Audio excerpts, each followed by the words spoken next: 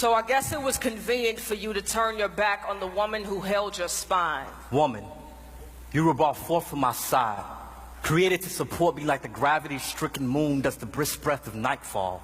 But when fear clawed its way into my heart, when he called my name in the garden, you shrunk and hid your shameful body. Where were you when the Prince of Night found his way to your star?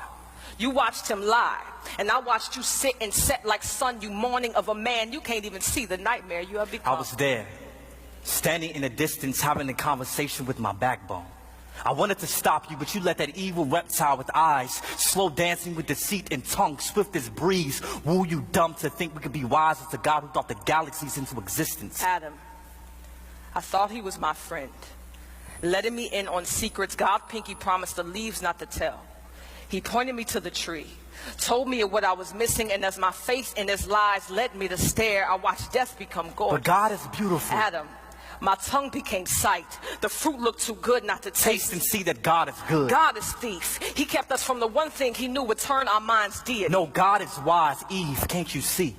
In our feast for knowledge, we have become fools. Searching for wisdom in a mere branch, we forgot about the God who had the power to grow us from dust with no roots. His mind is wide as sky, and we were free as clouds, but now the silent hum of shame echoes the land. The eerie chill of Father's curse crawls across our conscience, and the very river we bathe our naked souls in is damned because of you. What have you done? Do not blame me for murder and name yourself victim as if we are not both ghosts with skin. You left me for dead. Did you forget the sixth day when God made you from dust? But he made you from me for me.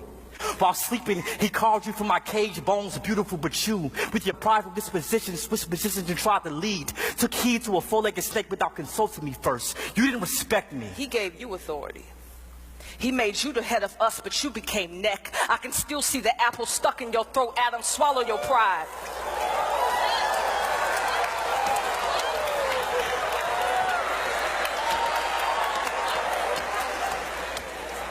You were supposed to lead me, yet I am to blame. Your wife, your Eve, the one who is now shamed once beauty the moment you saw her breathe. Maybe I should noose a ribbon around my neck, make a skirt of wrapping paper, stuff my natural naked chest with leaves. Maybe then these bones will be enough gift for you again, this flesh enough body for you to bathe in. The day you remove God from your soul, emptied your nest of his glories, the day you beg me to take his place, fill your voids, become this image of perfection to satisfy your insecurities. God forbid our sons grow up treating their sisters like cemeteries, stacking their bodies and bones in one closet to wear as one flesh every time they want to feel alive. Eve, please understand that you further prove my point.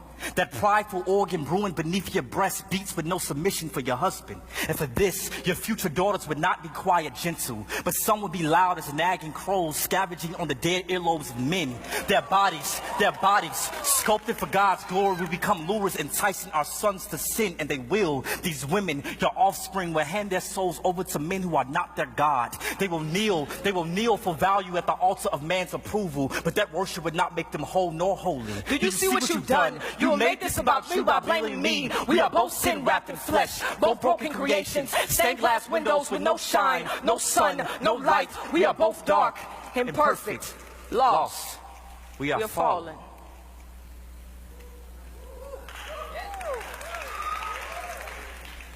Wife, I'm sorry. Have you any idea how shameful my inside scream for not protecting the only woman I've ever known and loved from the sting of death? I feel like a lonely grave, wallowing in a walking coffin of a body, waiting for a voice louder than my fears to resurrect the scared corpse of a man I buried 6 feet under guilt. But believe me when I tell you, you are still the woman my vision sung to when I first saw you in Eden, Eve, even if God chose to separate us for 1,000 years for what we have done. I'll write you every day faithful, and my letters will literally litter the land with love, my lady. But excuse me, if the blood on my hands still drips thick with condemnation, I can only pray that this venom doesn't poison our unborn son, Cain.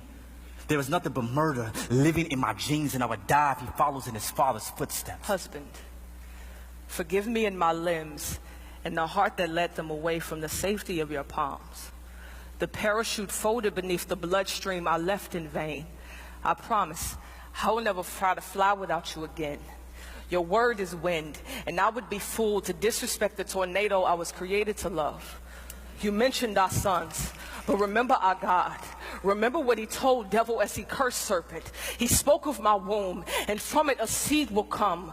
The devil will strike his heel, but our seed will crush his head. Yes, we are dying, but one day we may rise from the dead. We are not hopeless. Mercy has its sights set on the sinners, and its source is our God. He will rescue us out of the sea of sin. Like hands beneath a drowning soul, a rainbow before the lightning bolt speaks, he reigns. When the clouds crack their shell, our God will appear and show us his yoke is easy. A light too mighty for anything, pitch black to trap our backs back behind that cage we crave. The way of escape is near if we wait with hope, nailed to our faith. The truth cross sticks to our burdened bodies. The life stretching like the arms of the horizon, rising for all to see.